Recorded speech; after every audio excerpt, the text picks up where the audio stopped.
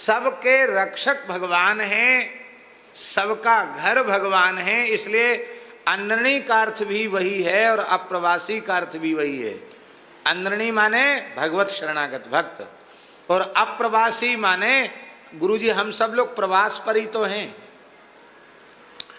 भगवान से वियुक्त होकर के 84 लाख नगरों के प्रवास की यात्रा कब से चल रही है पता है माता जी? कोई पता नहीं है।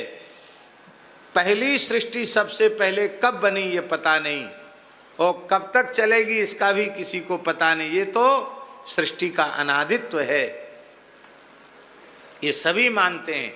सबसे पहली सृष्टि कब बनी ये कोई निर्णय नहीं कर सकता। अनुमान लगाते रहो, इतना समय पहले हुआ, इतना समय, कोई पक्का निश्चय नहीं है।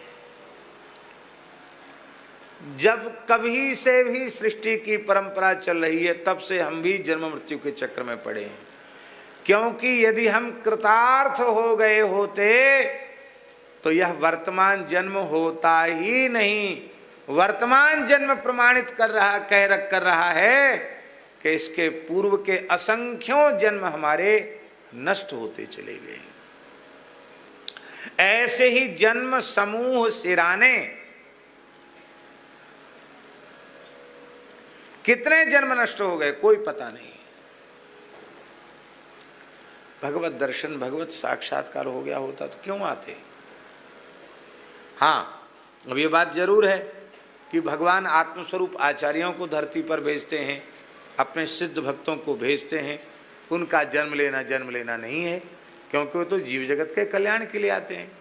पर हमारे जैसे जो सामान्य मनुष्य हैं वे तो वस्तुतः अब तक कृतार्थ भय ही नहीं, क्योंकि कृतार्थ हो गए होते तो ये वर्तमान जन्म ही नहीं होता। तो हम सब लोग प्रवासी हैं। अब प्रवासी कब होंगे? जिन भगवान के चरणों से दूर हुए हैं उन भगवान के चरणों में पहुंच जाएंगे तो प्रवास रुक जाएगा। उन भगवान के घर में जो भगवान के चरण है ना, भगवान की जो शरण है ना, वही हमारा वास्तविक घर है। वहाँ पहुँच जाएंगे तो सुखी हो जाएंगे, सारे कर्जों से विमुक्त हो जाएंगे और प्रवास भी नहीं रहेगा। अन्नणी अप्रवासी च सवारी चरमोदते। गुरुजी, इस अर्थ से लगता है कि नहीं ये बिल्कुल संगत अर्थ है, क्योंकि भगवत शरणागत ही मोदते। जो शरणागत नहीं है वो तो दुखी है। सुखी मीन जहाँ मीर अगाधा, सुखी मीन जहाँ मीर अगाधा, जिमि हरि शरण एक बाधा, जिमि हरि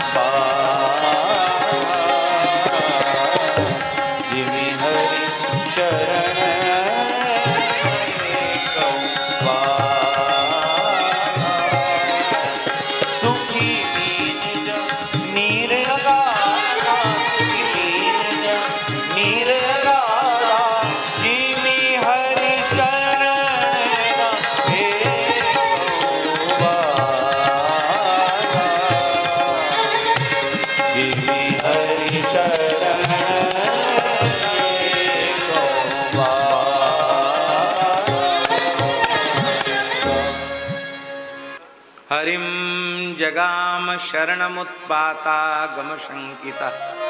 भगवान की शरण हो, ये शरणागति सर्वोपरि है। भक्ति का सार सर्वस्व, भक्ति का उत्कृष्टतम स्वरूप ही शरणागति है, प्रपत्ति है। बस अंतर इतना है कि भक्ति में अंतिम क्षण तक स्मरण की आवश्यकता है, साधन की अनिवार्यता है, और शरणागति में उपाय उपेय दोनों वही होने के कारण अंतिम क्षण तक स्मरण की भी आवश्यकता नहीं है। माम नयेद यदि काकुत्सह तत्तस्य सदृशम भवेत।